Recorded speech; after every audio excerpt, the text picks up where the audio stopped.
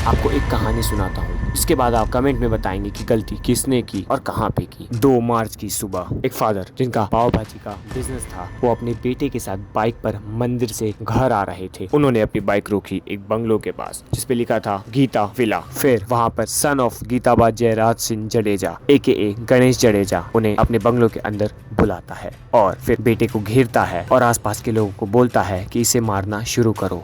मंदिर दर्शन करके और यहाँ एक मंदिर का और दर्शन करना था और आपके यहाँ ब्रेकर था तो मैं उतर गया और वह बच्चा वापस गाड़ी घुमा के लाया और हम वापस निकलने ही वाले थे और आपने बुला लिया लड़के को और फिर मैं भी आ गया। यही बात है।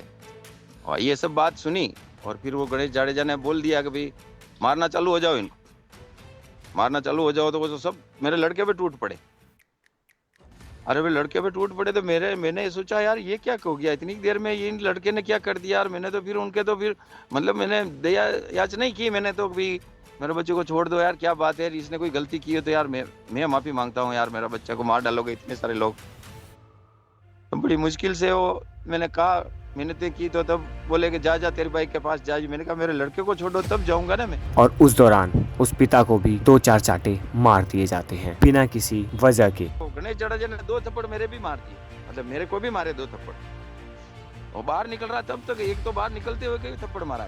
जैसे तैसे ये मामला शांत होता है और वो दोनों बाप बेटे अपने घर पहुंच जाते हैं। वो रात को सोते हैं पर सुबह जब फादर देखता है कि उनका UPSC एस्पिरेंट लड़का जिसका नाम राजकुमार जाट था वो ना ही अपने PG पे है और ना ही घर पर। बहुत थक हार कर फादर SP के पास कंप्लेन करने पहुंचते हैं। पहले तो वो कंप्लेन रजिस्टर करने से मना कर देते हैं और फिर जब कंप्लेन रजिस्टर करते हैं तो वो बहुत ट्विस्टेड होता है। जो ओरिजिनल कंप्लेन होती है वो फादर के सामने ही फाड़ के फेंक दी जाती है। लिखने लगे दूसरी कंप्लेन, मतलब अलग से, और कहने लगे कि रतनलाल अच्छा तुम मंदिर आए थे और फिर तुम घर जा रहे थे और फिर तुम्हारा बच्चा रात को सोया सुबह नहीं मिला।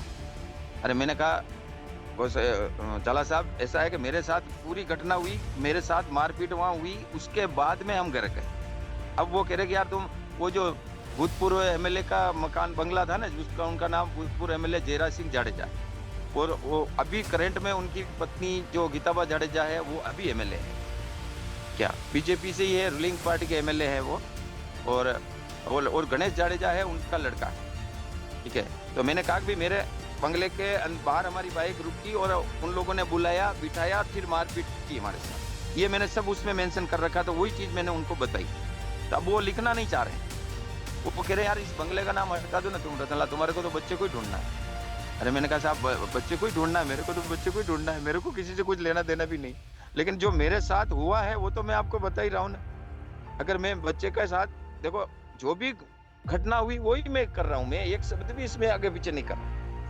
और फिर उन्होंने जयराज सिंह जाडेजा का नाम लिखा बंगले का, लेकिन फिर उन्होंने कहा कि बच्चे को बुलाया और खाली एक झापट मारी और जाने दिया।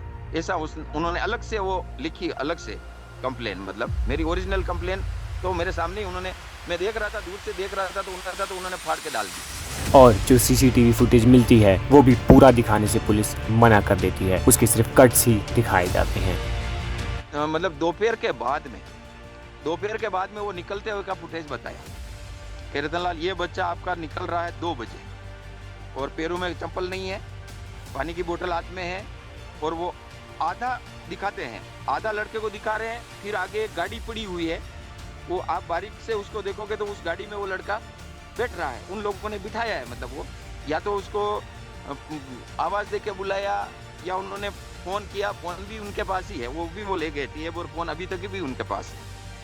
तो या तो उन्होंने ये किया।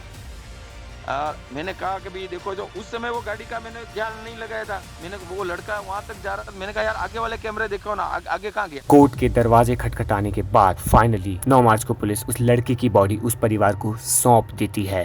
कहानी में गलती किसी की भी हो, पर सजा उन 2 बहनों को मिली जिन्होंने अपना भाई खोया था, उन माँ बाप को मिली जिन्होंने अपना बेटा खोया था, इस देश को मिली जिन्होंने एक IPS खोया था।